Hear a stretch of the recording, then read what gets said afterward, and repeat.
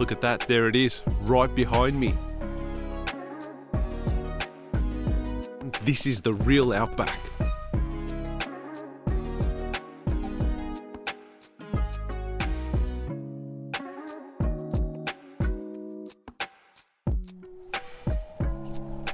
It's 7 a.m. here in the morning and it's so cold here. I'd say it's probably about 7 or 8 degrees, maybe less. And if you look out there now, you'll see Kata Tjuta, and that is actually taller than Uluru. And I'll be doing a walk in there today. Kata Tjuta is made up of 36 domes and close to 22 square kilometers in diameter. Now that's pretty big, isn't it? Look at the hues of colors.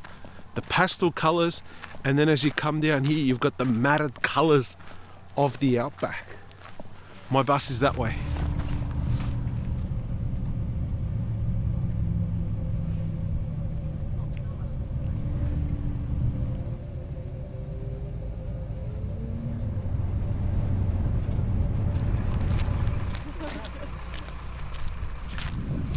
I feel like I'm walking on the moon. Look at this. Maybe more like Mars. You got to be careful, it's a bit more rugged here. Unlike Uluru, the tracks are smooth there. Here, very rugged. Look at that.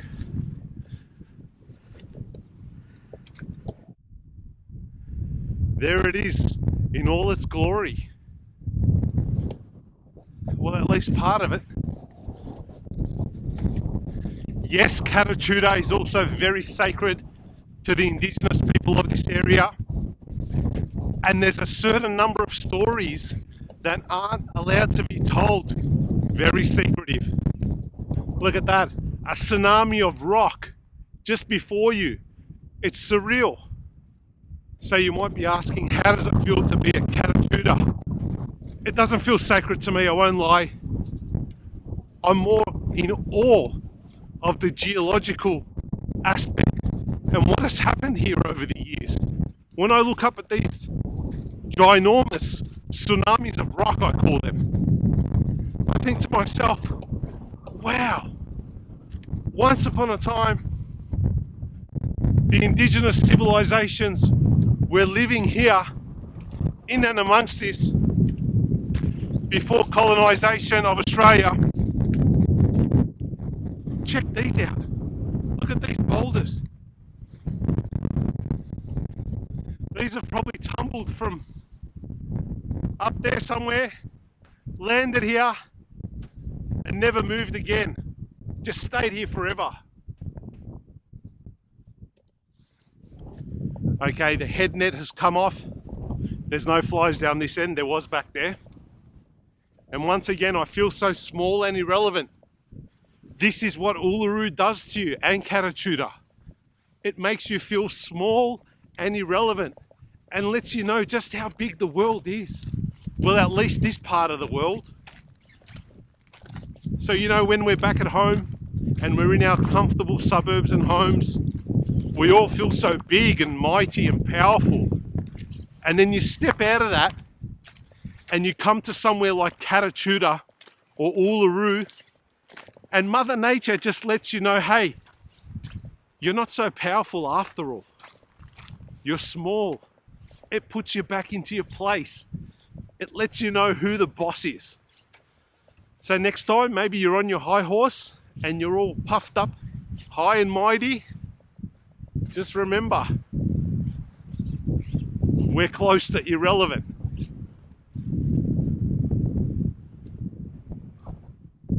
They actually look like bricks, as if someone's personally gone in there and put in little bricks in order to build this structure. Wow. Time for a little 360.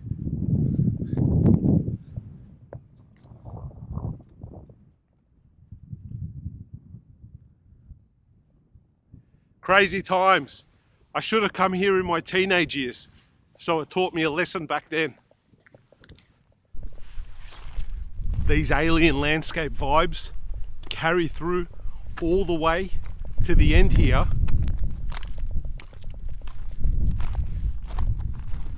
And it really is consistent. I just need to look down every so often to see where I go because I don't want to trip up. You can easily fall here. A funny thing about the history of this place, apparently the Europeans called it the Olgas after Queen Olga in Germany. I don't know what it has to do with a Queen Olga, but if they were to suggest that name to me today, I'd say that name is far from anything that is represented here. Look at that circle there. That's close to like a perfect round circle. Could have been a cave back in the day. During the prehistoric times, the times of the Indigenous people, might have been used as a lookout. Someone may have lived there, not sure. Just to give you some scale of how big this place is again, there's someone walking over there, and look at that, look how small they are.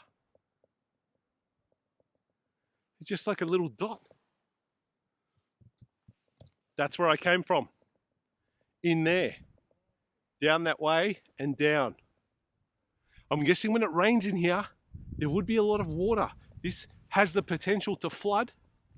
So I'd say you don't want to come here on a rainy day because there would be water dripping down all the way from the top. And it's pretty smooth as well. That's what I can observe here today. Everything is very smooth, the rock is smooth, which leads me to think, yeah, maybe there's a lot of water that comes in here and floods.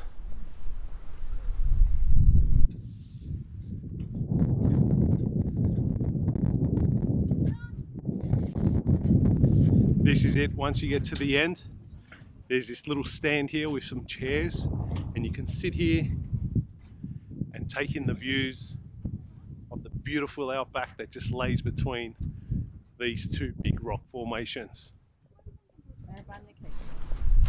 This is the end point. You cannot proceed beyond this area right here.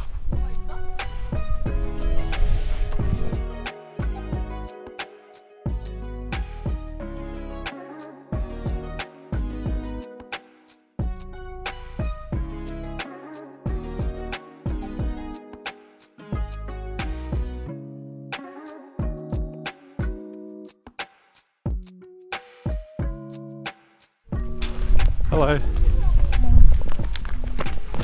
So the walk up here to the end point takes about half an hour. If you go slower, it might take you about 45 minutes. It depends on how much time you spend looking around at the rocks and the formations and everything that's around us. I'm walking back now. I'd say it's probably best to do this walk in the morning. It's not so hot. As you can see, I've got my scarf and jacket on because we came here after going to the sand dunes and experiencing a sunrise over Kata Tjuta and Uluru. So if you're going to do this walk, do it in the morning, not too hot. It takes about 1 hour. There's an alternative walk you can do. Valley of the Winds, pretty sure that's the name. And that's a several hour hike in and around Kata Tjuta. I've run out of time, so I can't do that this time, but next time I do hope to do it because I'd say the views would be amazing, and it's more than just walking in a gorge. But sometimes in life you cannot comprehend that places like this truly do exist, and you know what, sometimes they're in your backyard. Both Uluru and Kata Tjuta are wowing experiences. They both give you something different to walk away with. To me, Uluru felt more sacred. Kata Tjuta feels more wow. They're both big, they both make you feel small, and different people will take different meaning and thoughts away during their visit. But I think because of the fact that we've been able to walk in between or into Kata Tjuta, it's had a different effect on me. It's really given me that wow factor. Uluru has the wow factor as well. Seeing that rock size and shape and colour and hearing all the stories about it, well, at least the stories we're allowed to hear, does give you that feeling. but to be able to walk in amongst the tsunamis of rock and interact more, I took a bit more wow factor out of Kata Tjuta. And the interesting thing is, it's the little big brother of Uluru, bigger in size or height, yet everybody talks about Uluru. You need to check out Kata Tjuta as well. Just as I finished saying all that, a big gust of wind has swept through. So either I said the right things and I'm being complimented, or I said the wrong things and I stand to be corrected by this big sacred place, Kata Tjuta.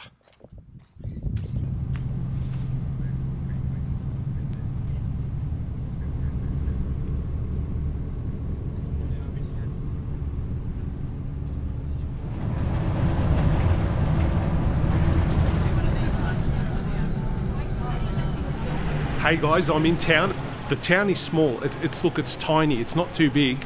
It's basically a square. There's restaurants, there's a post office, there's ATMs, and there's tours and information. You can chat to people here face to face. This is it. All the tours are in here. Just a reminder as well, there's a big sign here to get your parks pass. You need a parks pass if you're doing any tours. Some of the tours may exclude the cost for the parks pass as well. It's about $20 to $30. I can't remember. I'll put it down below. But the parks pass is essential because every tour you go on, they will ask to cite your parks pass. I'm in the heart of the Ayers Rock Town Square now. Look at this. Very nice. Got these nice big shades across the top. Keep you out of the sun. There's a few places to eat, a few things to do here. Got some Indigenous people out the front as well, selling artworks. They're down in that direction, which is the direction we came in from. Cool little spot. Come and check it out when you're here in Ayers Rock, Uluru.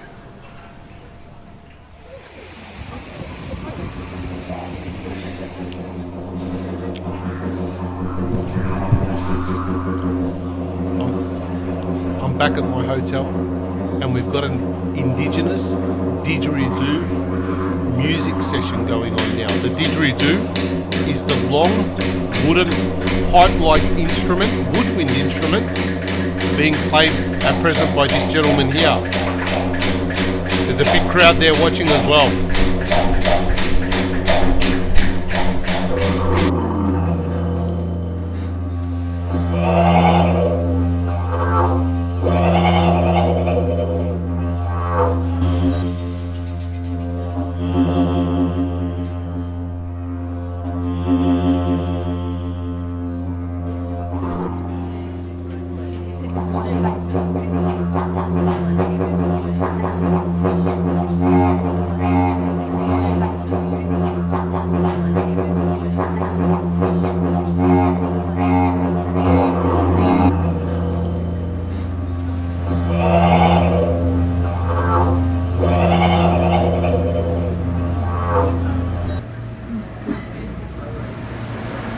Okay, today we're eating one emu sausage, one kangaroo sausage, and one camel sausage. So the system here is you buy the meat just behind me, as you saw earlier, and then you come here onto these grills and you cook them yourself. You also eat them on your own. Am I a good cook? I don't know, we'll find out today. I'm excited though. So you cook your meat. It cost me $40 for these 3 sausages. Yes, I know, it can be a bit expensive. But then, behind me, you've got a salad bar, and it's all you can eat from the salad bar. And they've got a wide variety as well, and I'll show that to you shortly once I finish up here. There's a strong smell in the air. I think it's the emu, because that one started to cook really early. I've never cooked emu before, but the emu sausage seems to be cooking a lot quicker. In the close second is the kangaroo sausage, then the camel sausage, which is cooking very slowly. You can't get more Australian than this. This is what the Outback's all about. Eating all types of animals, and they're always barbecued. So when you're in the Outback, this is what you should be doing. It's all about the flavours.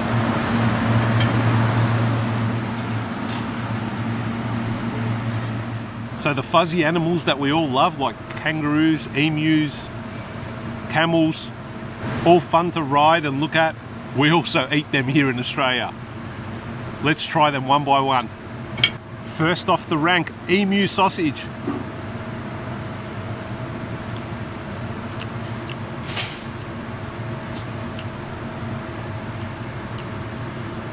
This is the first time in my life I've had emu sausage. Very gamey.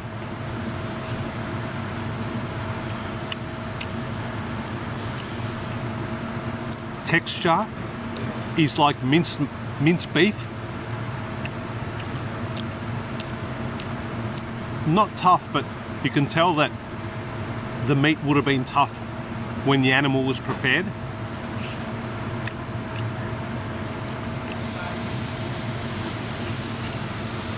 Very gamey, but not bad. Out of 10,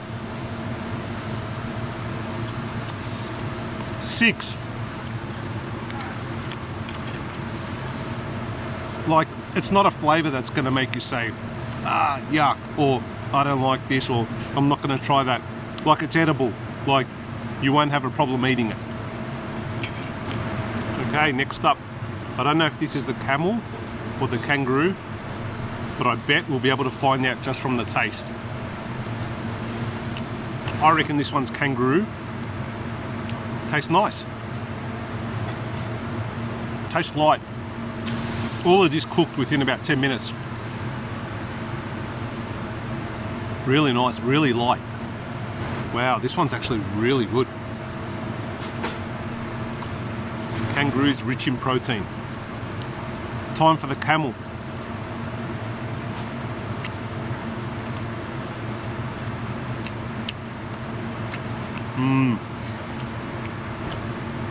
Once again, very gamey. Cooks well. You can tell from the meat, when it's grainy, it becomes very gamey. And emu and camel are both obviously have meat which is a bit tough, but it's nice. I forgot to give a score on the kangaroo. 9. 9 out of 10 for the kangaroo.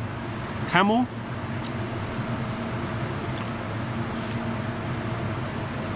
about a 7.5. Also very nice. Once again, it's not one of those meats where you say, oh no, I don't want to have that, and oh yuck. Like, it's edible, and I guess it just comes down to your preferences, your taste preferences after that. Very good. 3 types of meats. Very nice. Outback barbecue, cooked well. The flies are back, unfortunately. But now, I'll dig into my pasta salads. All done, so I've eaten 3 animals here. The camel, the kangaroo and the emu. Good meal. The Outback barbecue is a must-have when in the NT here in Uluru. It really hits the spot. I'm not a fan of a lot of meat, but on this instance, I have made an exception and I have tried some exotic, gamey animals. They were all pretty good.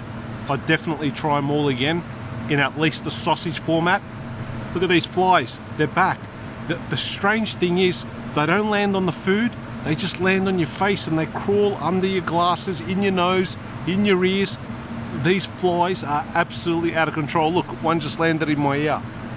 Crazy. Even though it's cooled down, they're still about, but I'd say they will disappear soon enough, hopefully.